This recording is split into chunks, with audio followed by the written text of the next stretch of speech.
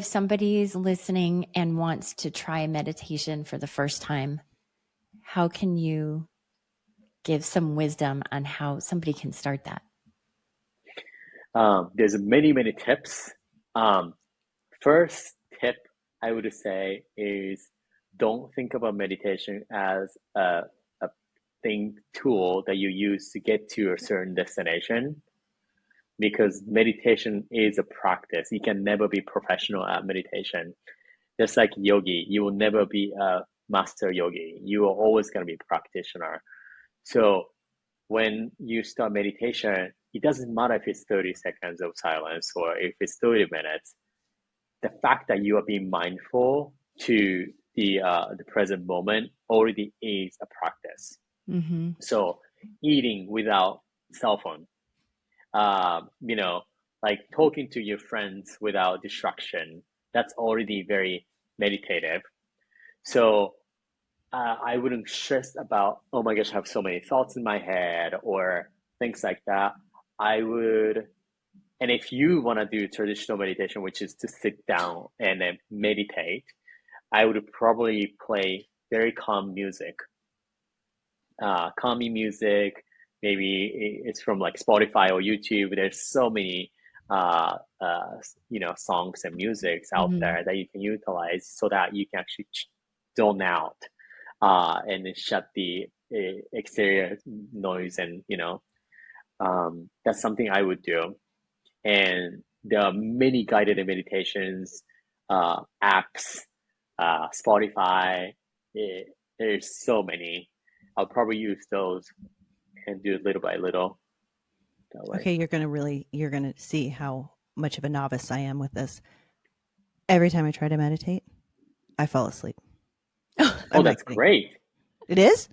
That's great. No, it's amazing. I felt like a failure because I was like, I couldn't even get through it. I was asleep.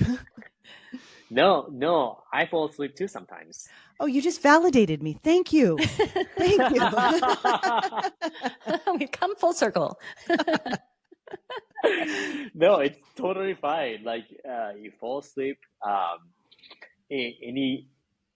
That's what people think about meditation being like perfect. Mm-hmm. Yeah. I'm sitting down, I'm sitting crossing my legs on the floor, and like On your I have little no perfect thoughts in pillow. my head.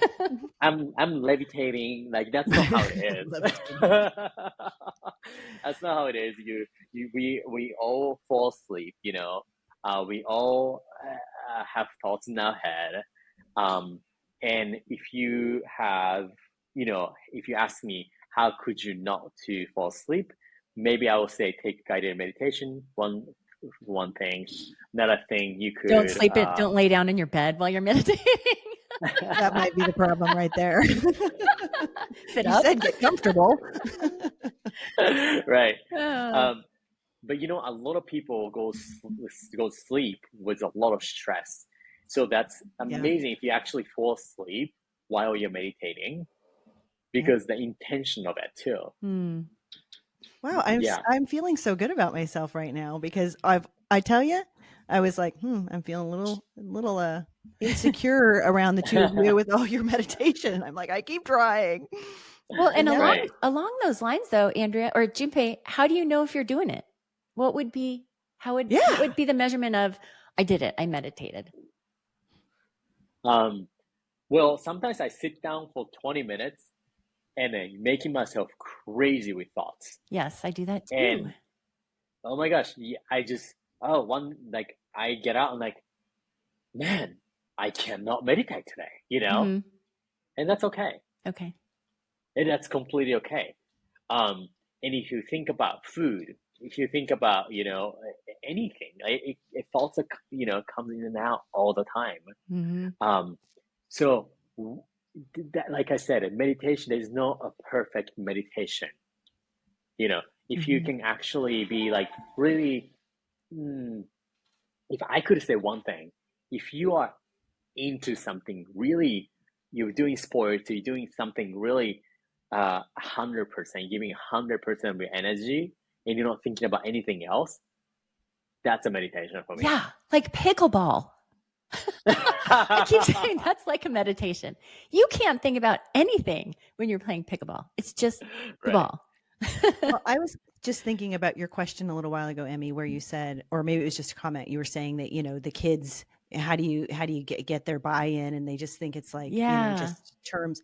Well, I was just thinking about what you were talking about with mindfulness, and this would work with kids that are younger than 11 maybe, but just taking them on a nature walk and having them point out the details of the leaves and of the bugs and of the, rocks, and just taking them through a very quiet walk where they're noticing everything would be a way to slip it in there, almost like you slip in broccoli or spinach into there. That's a great idea.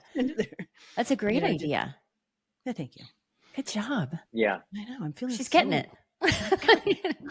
I love meditating. I'm that doofus who has like this cute little Japanese pillow that I sit on. Actually, I got it from my son, but he went to college and left it home. So now it's mine. And the problem is I sit down to meditate and my dog thinks that that's playtime. So she's just licking me and licking me. I'm like, oh my gosh, I just can't focus. And then I'll close my door and then she's on the outside scratching. So inevitably I have to figure out how to meditate with my dog Bacon. It's very distracting. Maybe you could pet her, and that would be part of your meditation. And I'm stroking each and every one of her furs. All right, I'll let her know. Pieces of her. Yeah, she'll love that.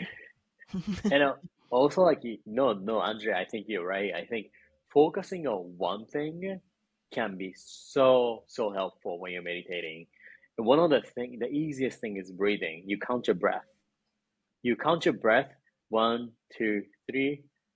Or like 3, 2, 1, 3, 2, 1. It doesn't matter however you count it. Mm-hmm. Just counting and being aware of your breath, like, okay, that's the only thing you think about.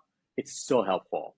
If you I live by the water, so I go to the ocean and I listen to the water. That's the only thing I'm listening to. It's like, really, my eyes are closed and my only thing I can hear is the ocean, and then focusing on the ocean sound. Mm-hmm. That is so helpful. Some people just looking at the candle, their eyes open, looking at the candle. One book I read, it talks about, the magnifying glass. Yeah. Mm-hmm. You can actually burn something with it, right? If you focus on one thing. Really? Right. So yeah, you know how you like under the sun you can actually. Okay, now I right. Sorry about that. Yeah. That didn't give you a context, but yeah, you can actually burn something with the ray of sunshine with the magnifying glass, right? If it's focused on one thing. That's a great analogy. So, right. I'm gonna have to cut that out because I literally thought you meant that if you focused, that you would be able to burn something with your laser eye. I was like, really? Yeah. Okay, I'm gonna look that up when we get done here. That's why that retreat doesn't allow eye contact. Oh my gosh! You're sorry, flaming eyeballs. I was like, what in the world?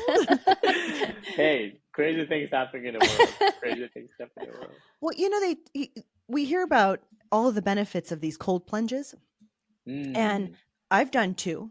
And I know that there's physical components, but I can tell you, I can't think of anything when I go into a cold plunge. Yeah. So maybe your point of jumping into the ocean, especially the Pacific Ocean, would also be a place where you just can't really think. Right. No, you might be right. You might be on the right path. I don't know. I'm coming up with all of these good theories right now, but but I don't think when I'm in those. Like I just did one last week and I was like, yeah, because you're just focusing on trying to breathe. Right. Yeah. You really are. Which I think is so powerful. Yeah, you're forcing yourself to focus on breathing. Yeah. Right. I love this. Just focusing on one thing. That would be like my quick tip for like newer meditators. Yeah. And again, like I've been meditating for I don't know how many years, like over 10 years. I still get distracted. That's so good to hear. So. Makes me feel so much better. Junpei, we're going to have to do another one because I would love to talk to you sometime about the meditation that happens in yoga. I think meditation that happens in yoga. I think